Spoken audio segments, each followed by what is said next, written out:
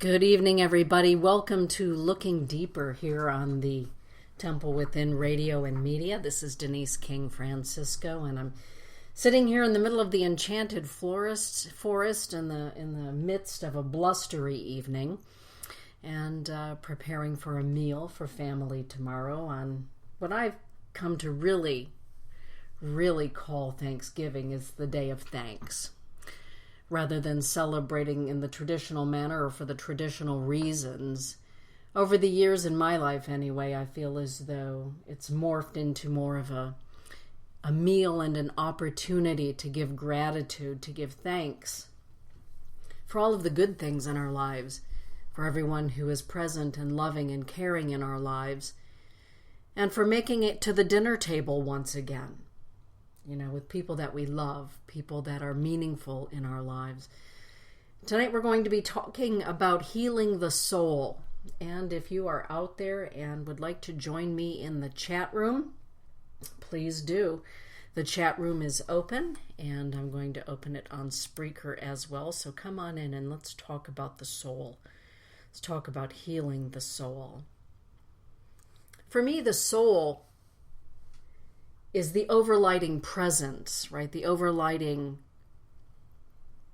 creator presence that animates, that expresses itself throughout the universe and is part and parcel of who we are. And I believe that, at least for myself in any given incarnation, the soul animates a part of us that is having a human experience here on the earth plane. I happen to believe, at least for myself, that there are many tracks of time that we are living on simultaneously, and I believe that, at least for myself, I like to think about time travel and time being something that's operating simultaneously. And so that my soul is dancing all across the universe through galaxies and the time continuum, expressed as different people. Some look at that as multiple lives or reincarnation. I think that, or maybe I just like to think that, but I do believe that I'm having many experiences all at the same time, and maybe quantum physics would say that I am too, that I'm living a past life and a future life and this current life that you are listening to right in the moment, all simultaneously. That my soul is dancing in many facets across the galaxies and the universes and in the time continuum. Hey, Carla Joe. It's good to have you in the house tonight talking about the soul and talking about healing the soul and what heals the soul, what brings healing to the soul. Where does your soul find nourishment? Where does it find a place of respite? Where does it find joy? For me, I find a lot of joy being outdoors. I find joy being with family and friends. I find joy being with animals, being in places where there are works of art. I find joy in ceremony and gatherings. And I find joy in being alone and being in quiet places. Carla Joe, where does your soul find joy? Where does your soul find healing? I think it's a wonderful conversation to talk about healing the soul. Because sometimes there are people who find healing for their soul in places that maybe we've never thought of, that perhaps never presented itself to us. Are we consciously healing the soul? Are we subconsciously healing the soul? For me, lately, at least in this past year especially, I find a lot of healing of my soul in delving into my ancestry, to looking into ancestral lines and the beauty of the blood ancestry, the bone ancestry, looking at the gifts and the talents presented within it, looking, of course, at the trauma and all of the other things that go along with living a human life and having human experiences, but also basking in what are the gifts, what are the talents, what are the expressions of the soul that come through the bloodline, come through the bone line. Carla Joe is saying, being alone in the quiet, being near water and among the trees. Oh, I love that as well. Most any body of water is a place that I find respite, whether it's the ocean, whether it's a brook, whether it's a pond or a lake or a stream. Any place where I can be next to water is a great place for me to be. It's soothing to me. Some of the things that I find harmful to my soul are violence, looking at photos of violence toward other human beings or to any life form. I've had to stay away from Facebook this last week or so because I cannot look at the face of another or a koala bear that's been burned. I can't stand to think about or see another horse running out of the fire or a bear being maimed. And for me, my soul is so shocked and saddened by seeing photos of those things. And it's not that I'm denying that it doesn't exist, that it isn't real. I understand that, and it is part of my daily petitions or prayers and contemplations with Spirit. But to see actual photos of it or footage of it really hurts my soul. And I mean that. It hurts. It hurts my heart to see that. And so rather than to look at it, I stay away from it. I'm smart about it, not venturing where I'm going to see those things, not going to look on the nightly news to see people being maimed and murdered. I may read about it to catch up with the news. It's not that I want to ignore what happens in this lifetime, but I'm also very consciously aware of what hurts my soul, what harms it, what harms my psyche, my emotions.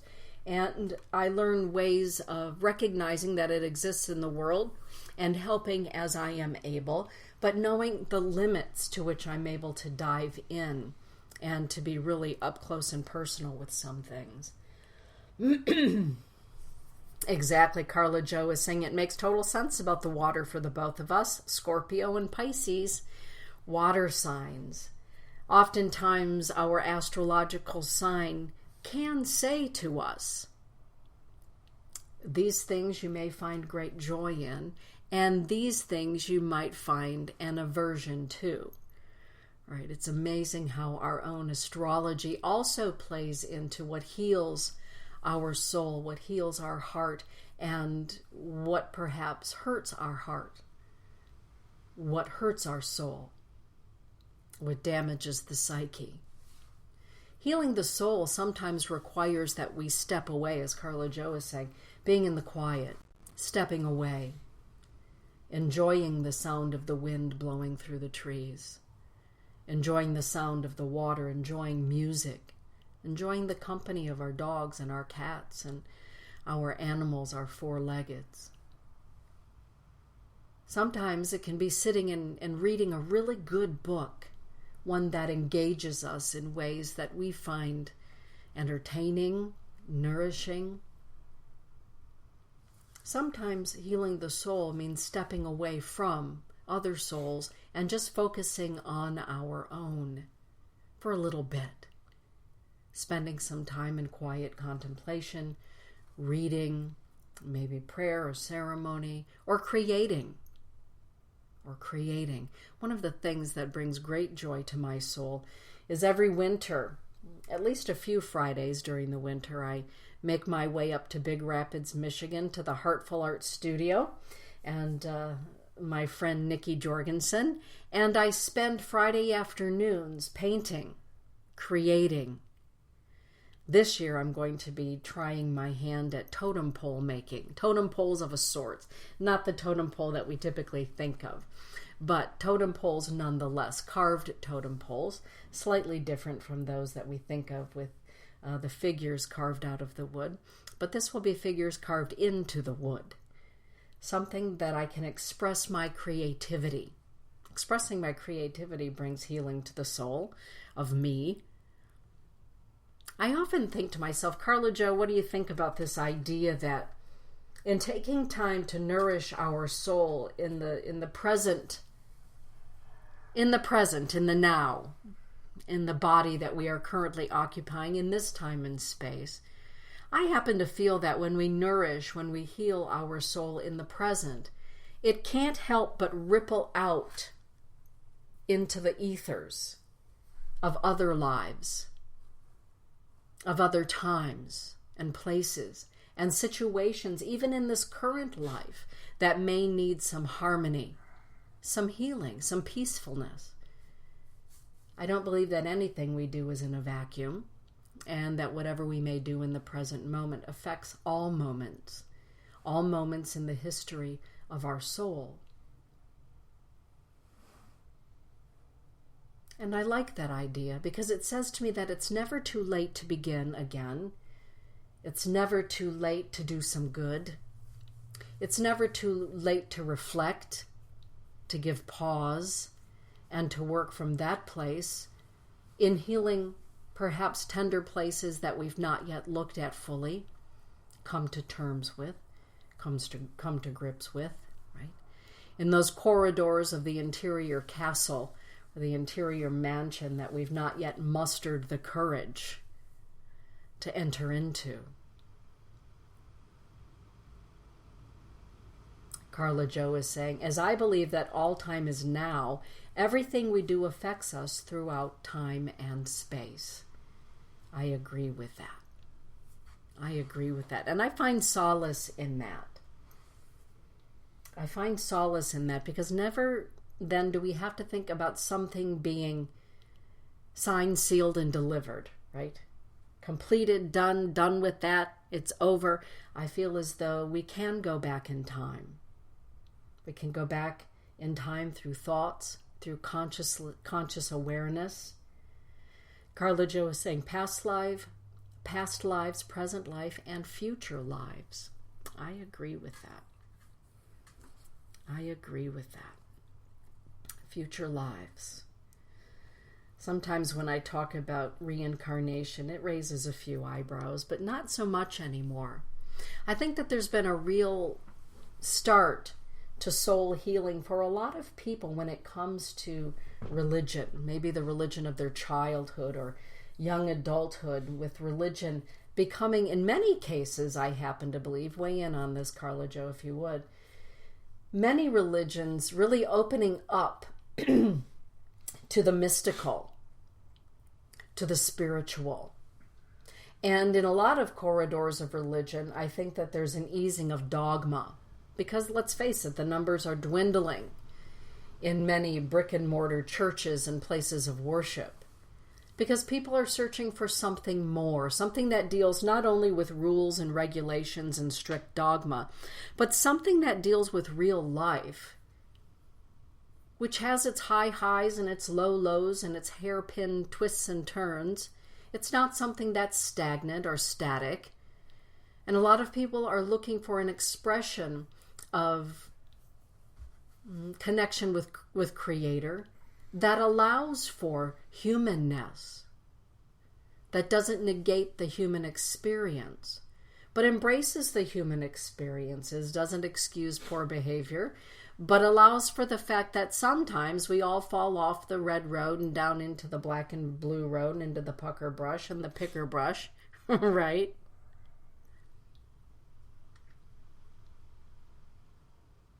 From what I see, anyway, from my little point of light here on Grandmother Earth, I think there's an easing up. There's an openness.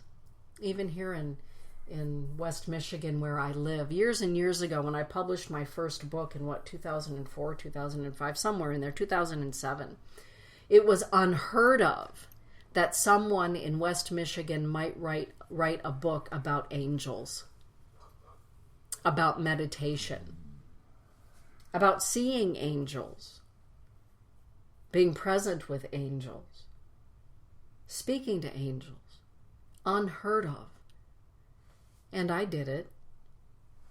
And what I noticed, which was very healing for me, was that right out of the chute, the moment that I wrote that book and it was published, the overwhelming response to the book was, thank you. Thank you for having the courage to write about things that many won't write about. Thank you for writing about things that many ministers and pastors and rabbis and priests don't want to talk about or are not equipped to talk about. Thank you for doing that, Denise. And in that work, there was soul healing for others, let alone my own soul healing. Carla Jo is saying, I believe that many people are tired of being afraid, of being told they are going to a place of eternal damnation. People are looking for joy and redemption. Beautifully, beautifully worded, Carla Jo. Beautifully worded. For those of you that are listening right now, you're not in the chat room and you're wondering, who is this Carla Jo Worth? Well, many of you know her, and some of you may not. She is a dear friend of mine and a colleague at the School of Sacred Studies. She is a teacher, a facilitator at the School of Sacred Studies. And Carla Jo will be teaching more classes in the year 2020. If you're wondering where you can take a look at, what she might be doing or what she's done, you can have a look-see at schoolofsacredstudies.com. She and I will be working out in the coming weeks where and when she would like to be teaching in the spring, summer, fall, hopefully all of the above, and what she would like to present at the School of Sacred Studies. Carla Jo is very learned in many subjects, many subjects, but particularly pagan pathways, natural pathways to spirit, and she's absolutely brilliant as a facilitator. So having a conversation with her in the chat room is great fun tonight, she and I. Carla Jo is saying, I am so very thankful that you wrote the first book and the ones that have followed, as well as the beautiful decks of cards. Thank you for that, Carla Jo. I'm looking forward to the time that Carla Jo says, hey, Dana, I think it's time that the Mystic's Heart Publishing or the Temple Within Publishing publishes my work. I would love that. That will be spectacular. That will be spectacular. And I look forward to that happening. I certainly do. There's a lot of healing for our soul that happens when we find a place in our lives, maybe a time in our lives, when we're able to honestly express who we are, who we've been, who we are right now, because of the circumstances or the situations or the happenings of life. To really get to honestly express that is an immeasurable gift of healing for the soul.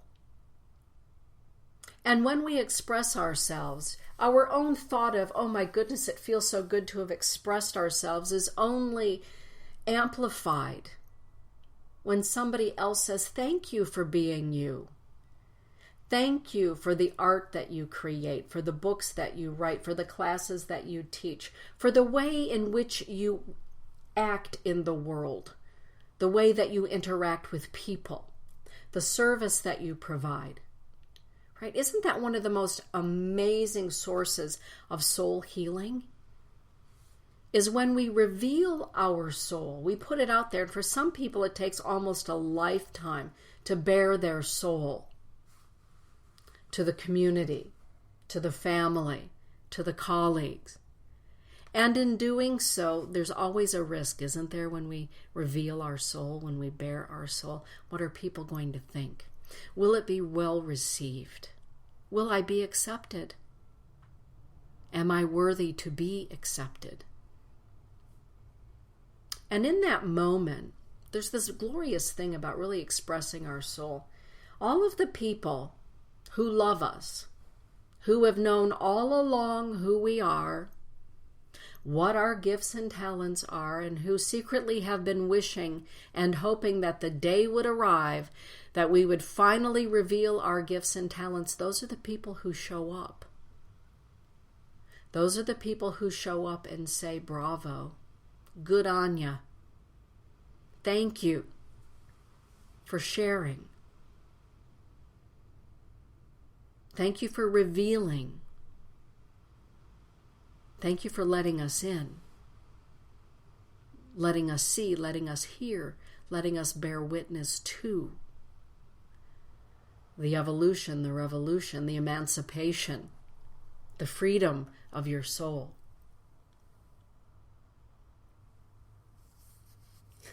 Carla Joe is saying, that seems to be a project for this winter. They are pushing me to get my butt in gear. Right? Her spiritual guides. It is amazing how in healing our soul and expressing our soul, our guardian angels, our guides, and our allies, boy, they show up front and center, don't they? There they are. To give us the nudge, to lead us in the right direction, to provide us with signs and wonders, to get us to that place. To get us to that place. Subconsciously, or the soul knows when we're hiding our light. For whatever reason, we may be hiding our light or dimming our light for the benefit or the comfort of others. The soul knows that. And when the day comes, as Anais Nin says, when the day comes where the cocoon is frankly just too tight, and we have no choice but to become the butterfly we were intended to be. When that day comes for all of us, I believe the soul rejoices. I believe that there's great joy and it ripples through us. If for no one else, just for us. Sometimes people will say, well, I've always wanted to paint, Denise, but I don't know. I've always wanted to write, but I don't know. I just don't think maybe I want people seeing what I paint or reading what I write. And I say, well, then paint for yourself. Write for yourself. Start there. Start there. Read it to your soul. Let your soul see your art. Play that music for your soul. And what happens then is that other souls become attracted. Alchemy of the soul. It's an astounding thing. To put aside the masks and costumes and step out of the broom closet was a huge leap of faith for me. I'm still surprised each time I facilitate a class and people show up to hear what I have to say. Well, and that is very true. And Carla Joe always has a class full of people. Always has a class full of people wanting to learn something new. Maybe something that's a stretch for them to come and learn. But here they found a woman who's a learned woman, a wonderful, compassionate facilitator who says, come on in. And recognizes that perhaps it's a stretch for someone's soul to come to a class about myth and mythology, about candles and magic, about gods and goddesses. And yet everyone walks away feeling nourished, educated, full, uplifted. Carla Joe is saying, I have 3-ring notebooks full of poems and stories that no one else will ever see. But I am fulfilled only by writing. See, there we have it. Thank you for sharing that, Carla Joe. Sometimes the work that we do in healing our soul really is for us and us alone. And that's okay. I have journals here in my home that I keep in my bedroom, in our bedroom. And no one will ever read those journals. And yet I keep them. I draw in them.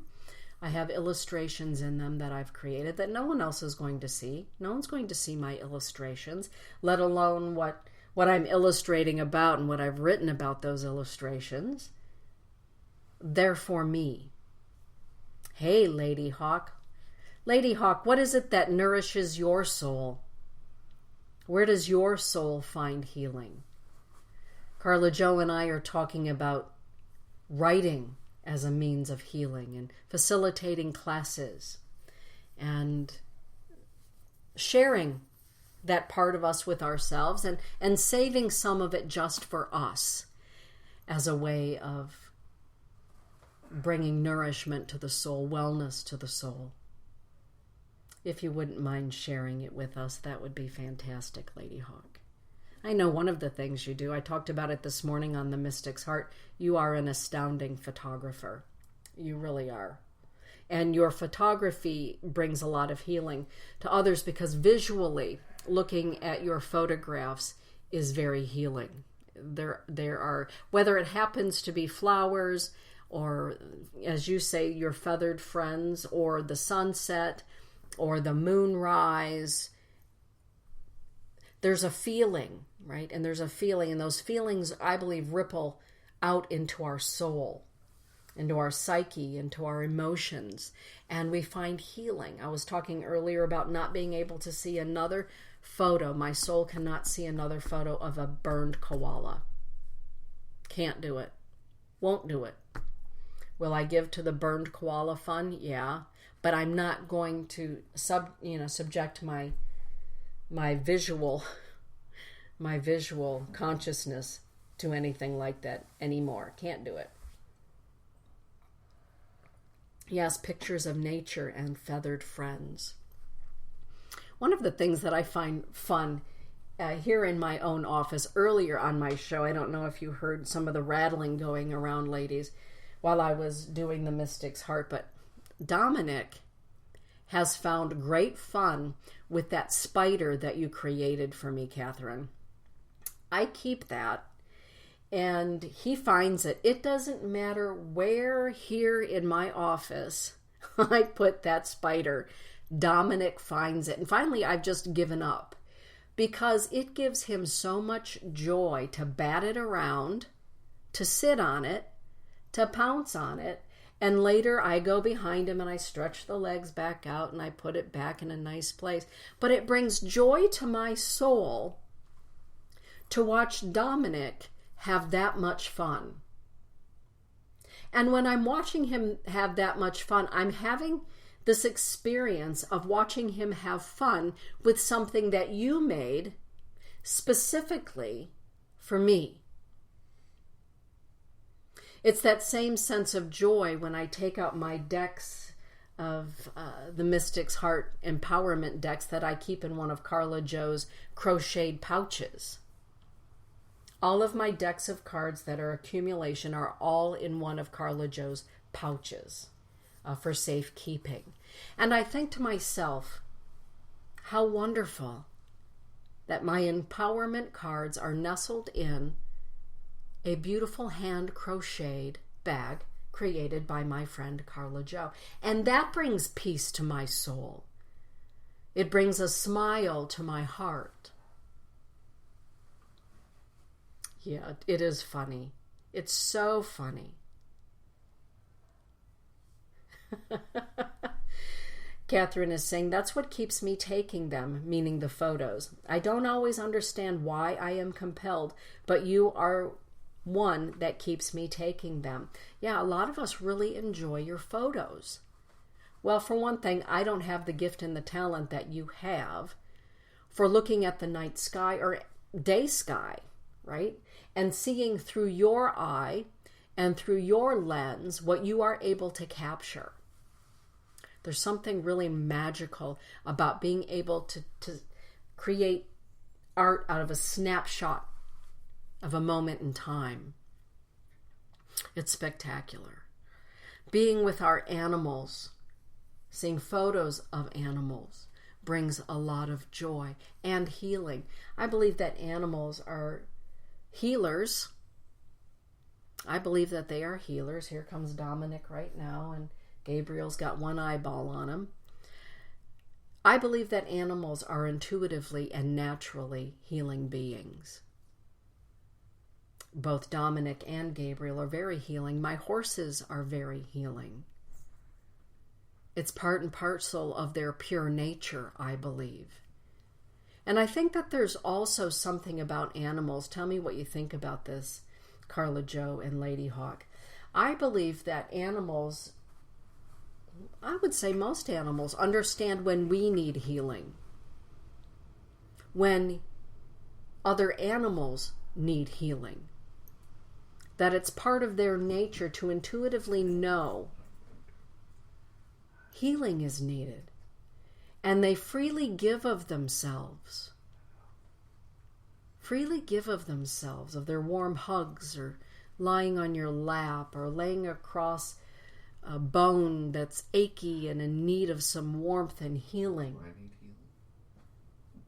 Right? They just know that. Now Dominic is sitting on Todd's lap in here. Right?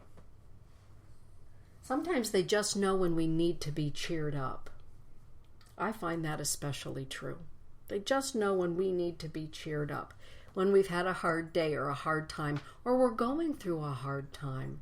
I love now that many hospice centers are allowing their clients to have their animals with them right up until the time that they pass. Bringing healing to the soul, to the spirit, to the psyche, as they're preparing for the next great adventure in being alive, eternally alive.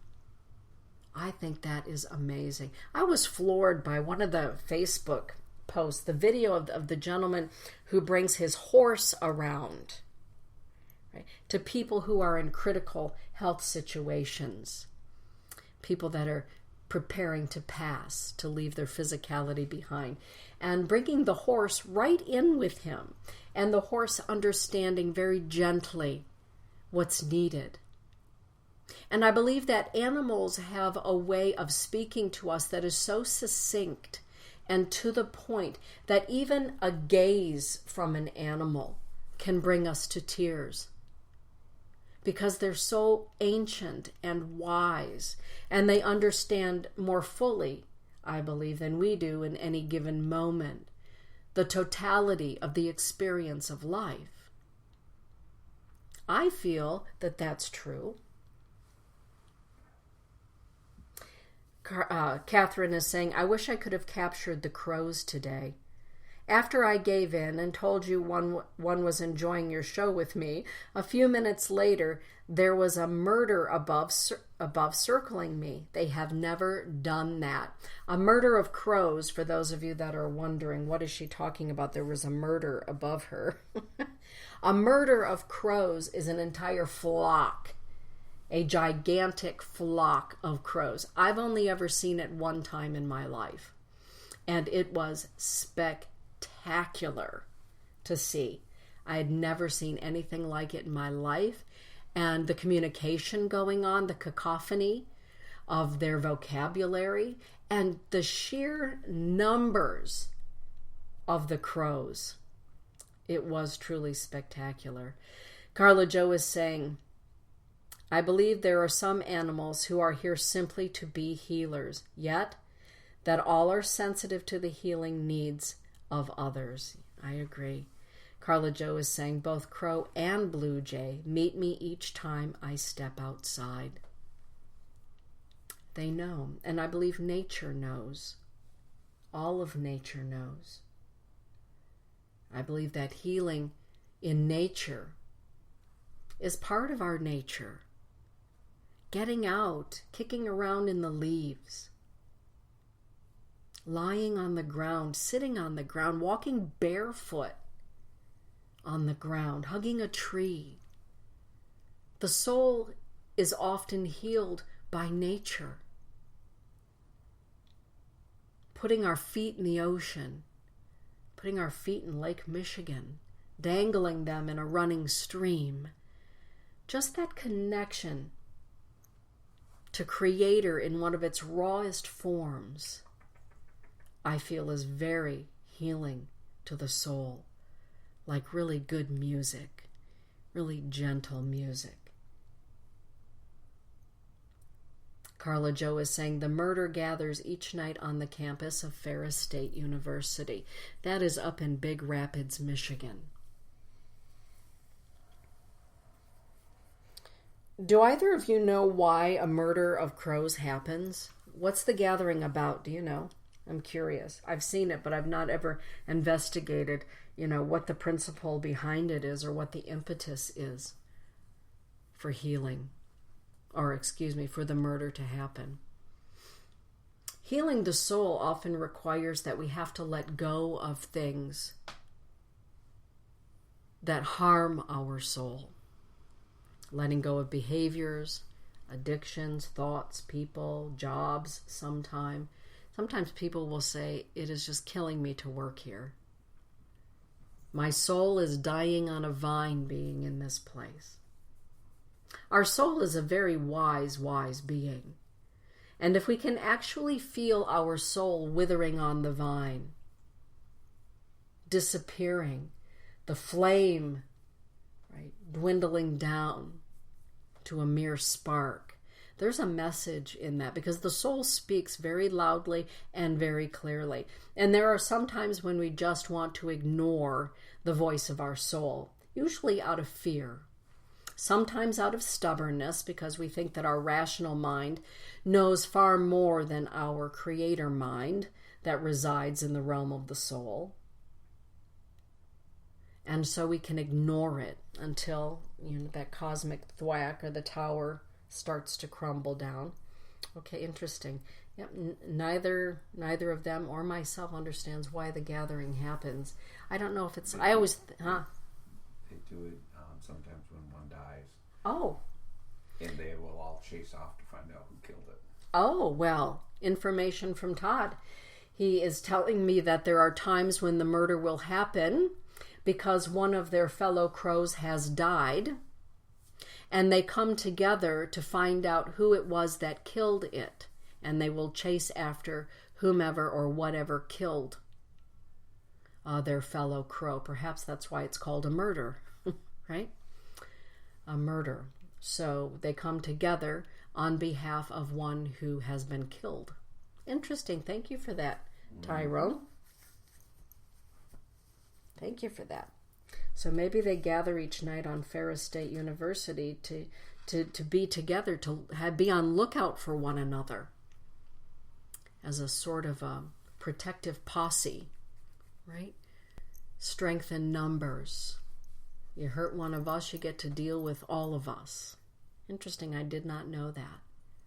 Fascinating. Healing the soul and bringing healing to the soul is not always easy. Carla Jo is saying, thank you, Todd. Mm-hmm. He says, you're welcome. And sometimes it does require us to step out of our comfort zone, to set boundaries, to go off alone. Sometimes our greatest healing is our own 40 days in the desert, right? The dark night of the soul. Sometimes in order to find healing, the soul walks through what some of us call the dark night. The dark night, where we go into the unknown. Crow is the watchman of the forest. They will let all in the area know when danger is close. Boy, now that is for certain. Our Hugin and Moonin that live out in the enchanted forest here, holy smokes, I always say holy crow. When anybody is out there, meaning eagle or hawk, particularly sparrowhawk, you can hear them. Boy, they kick up a fuss out there, letting everybody know. Or when the fox is around, they will let everyone know that they need to be on high alert. Lady Hawk is saying, thank you, Todd. Mm-hmm. So here we are, the four of us having great conversation about all of this. When we have to let go or change or fly off into the unknown or take that leap of faith in order to bring healing to our soul, boy, fear is usually quickly conjured, isn't it, for all of us? I believe for all of us. If somebody tells me they've never been scared of change, I would find that to be a real anomaly. A real anomaly or a big BS story. I think change can be really scary, and it doesn't matter how old we are. Even when we know the benefits of change, I am someone that I've always known change. When you grow up in a military family, that's all you know is change, because every 2 years or every 3 years, on a long stretch, 2 or 3 years, you are uprooted and sent to an entirely different state. And usually within that state change, you find yourself living in different towns and cities. All I've ever known is change. And there is no option to not adapt yourself to the change. you are going to change because you have to change. And so for me, early on, change was just part and parcel of life. I wonder what it means when hawk and crow play. There are two juveniles that play tag. The crow family just watches them. Oh, that's beautiful, Lady Hawk. That's beautiful. I often think to myself, like when Merlin, my little Yorkie, passed on, I think to myself, and I don't know if this is just my imagination or my way of coping with the loss of Merlin, that he became one in the great soul of the wolf, right? Back to the wolf pack, to the great spirit in the sky that is home to the wolf and to the dogs and the like, those that are canine-like. I think to myself that sometimes there are collective souls and soul collectives, that we go back to the soul of the horse or the soul of the wolf or the soul of the whale or any other such thing. We might say the whale nation or the wolf nation. And sometimes I think that there are soul groups, families and friends. And I believe that within the soul groups are people who become friends, and sometimes we show up as friends, and in other lifetimes maybe we're blood family, I don't know, but there are soul groups, and I believe that we find healing when we find ourselves in the company of soul family. And that isn't always defined by blood. But I think there's a lot of healing when we find soul family. Dominic is on my desk now playing with a beautiful piece that Claudia made for me. A metal heart. Oh, he's just a stinker tonight, this Dominic. He's a good boy. Yeah, our soul family. And I believe that animals are part of our soul family.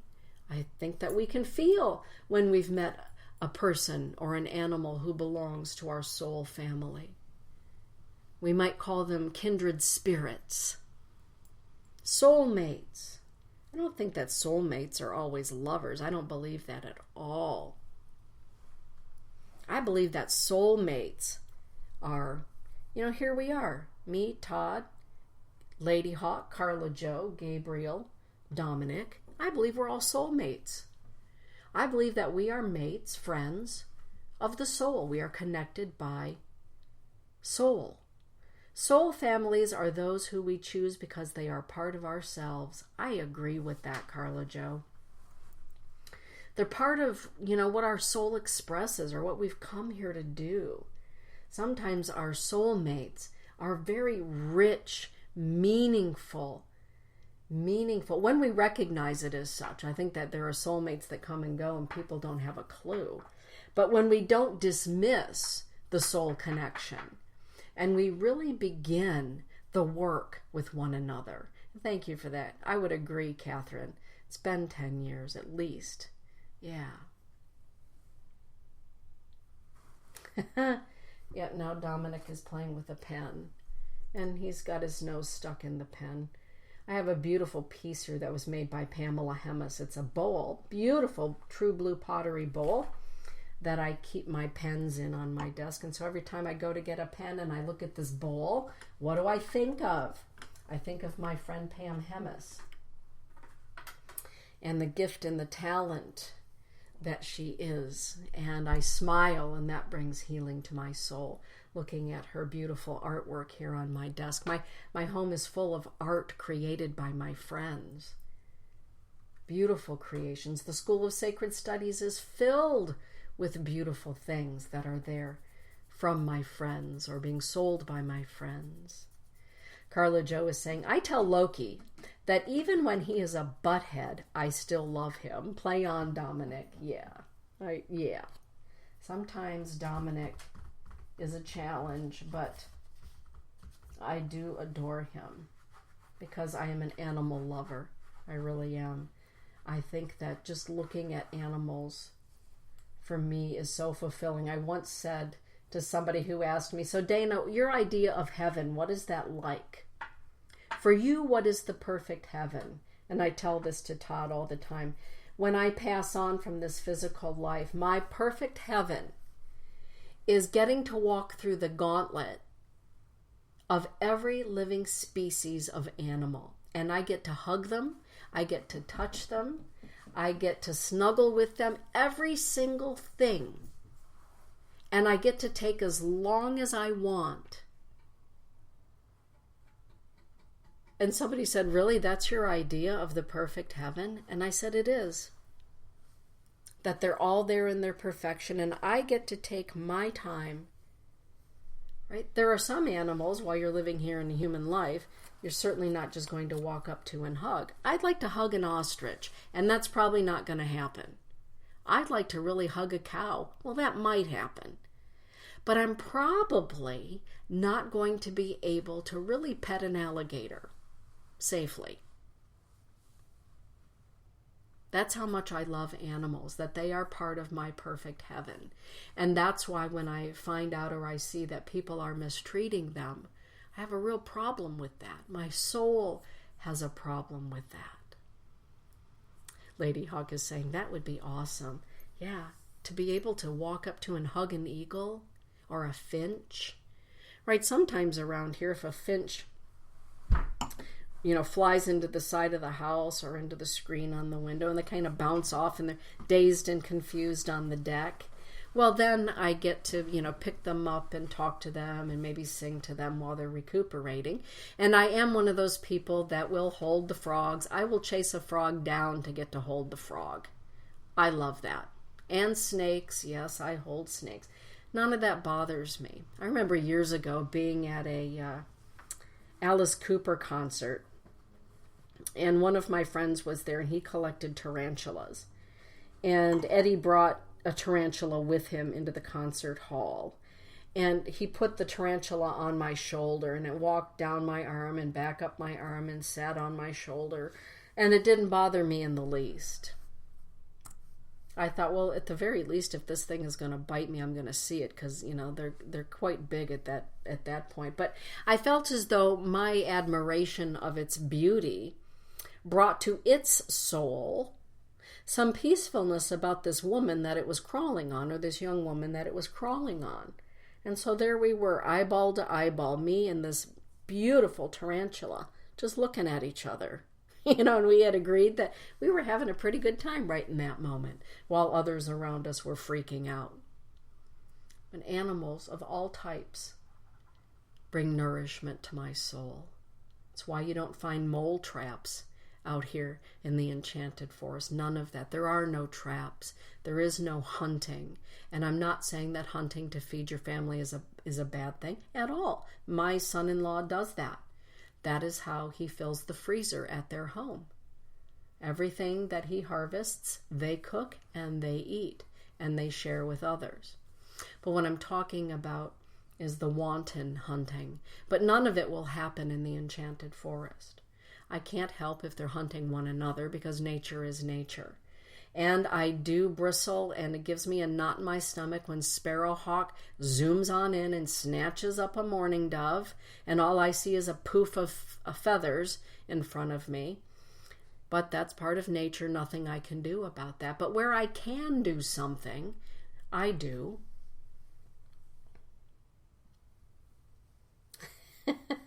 Exactly, Carla Joe is saying, porcupine would be nice there, not so much here. That's right, like that little porcupine that has its own little YouTube channel. Have you seen that little porcupine eating his pumpkin and his squash? Oh my goodness, who knew that porcupines made those amazing sounds? Who knew that? I did get to touch a hedgehog. Last summer, sometime Todd and I were at a pet store, and there was somebody from a rescue place that brought in a hedgehog. Well, I couldn't stand it. Of course I had to hold the hedgehog. And they're prickly little beasts too. But I just had to. Couldn't help it. Those beady little shoe button eyes and that pink nose wiggling, you betcha.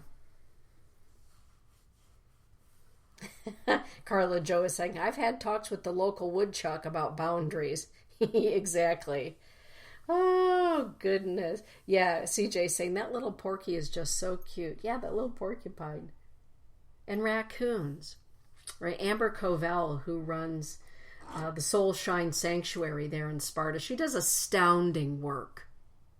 Astounding work out there with the animals. And the first time I got to hold a possum, I was in heaven. She said, I know you love possums, so here, sit down, hold the possum. Oh my God, little snuggle bugs. Little snuggle bugs. And I was sad to find out that possums only live 2 or 3 years out in the wild. They're not long livers. Right? We have one around here, and I just keep naming them all Violet. If there's a cute little bugger out here, I just call him Violet. Yeah, so there I was. The first time I got to hold Ben the raccoon, spectacular day in my life. Denise, sit down. You need to hold Ben. Oh my goodness, he's a big boy. There I was, holding Ben. Oh, and then I was taking care of the raccoons. Outstanding. Holding a squirrel for the first time. Geez, my cousin Vicky does squirrel rescue down in Georgia. And at the family reunion, she said, oh, I have to go out and have to feed the babies. They're out in the truck.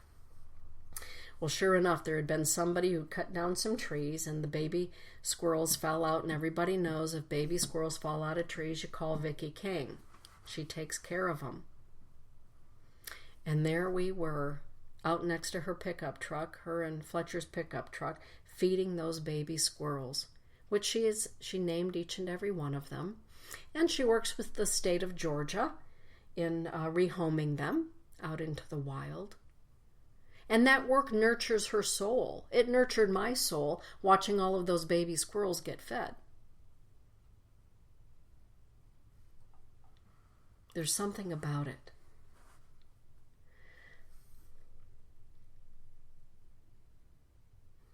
Catherine Harrison is saying, I got to do a photo shoot once with a raccoon named George. It was so much fun. He was hilarious. Isn't that something, how joy and laughter nourishes our soul, brings healing to the soul? Yeah, where do we find joy? That's where we're going to find healing for our soul. Where do we find joy? I find joy going to see my grandson in the NICU department there at St. Mary's Hospital in Grand Rapids, Michigan. And Elise said to me, well, you know, Mom, there are volunteers that come in here every day just to rock the babies. I said, what? Volunteers that come in to rock the preemies? She said, yeah, I thought you'd like that. I said to Todd, well, I know what I'm going to do when I'm older. I'm going to volunteer to rock those preemie babies. Not everybody finds joy in babies and rocking them, and that's okay. I do. And here's why. It's because when they come in, right, here's these little beings that come in. And I think to myself, I want to be one of the first people that says welcome. And boy, are you in for an amazing ride. And don't forget your light. Don't forget your light. And I might not say that out loud, but I can say it through my soul to their soul. Right? That would bring joy. That would bring joy.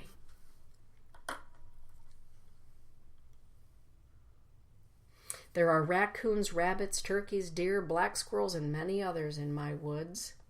Yeah, me too, and I love it. I love it. The groundhogs, oh my goodness, the squirrels are so chubby around these parts. Oh, I know it's because we feed them. For some people, having bird feeders brings joy. Having a bird feeder. I find joy there. Hummingbird feeder, oh my goodness. Todd and I have great joy. I find joy in gardening. And I have this alter ego, affectionately named Emile.